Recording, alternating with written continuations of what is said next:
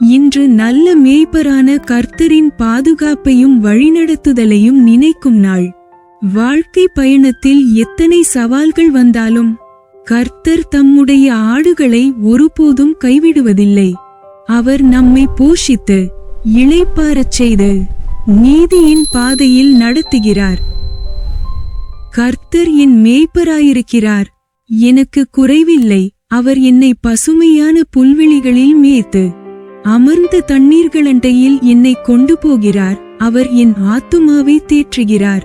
தமது நாமத்தின் நிமித்தம் என்னை நீதியின் பாதைகளில் நடத்துகிறார். சங்கீதம் அதிகாரம் 23 வசனம் 1 முதல் 3 வரை. The Lord is my shepherd, I shall not want. He maketh me to lie down in green pastures. He leadeth me beside the still waters. He restoreth my soul. He leadeth me in the paths of righteousness for his name's sake. Psalms chapter 23 verse 1-3. கர்த்தாவே, நல்ல மேய்ப்பராக என் வாழ்க்கையை தினமும் வழிநடத்துகிறதற்காக உமக்கு நன்றி. என் ஆத்துமாவை தேற்றி உம்முடைய நீதியின் பாதையில் என்னை நடத்தும்.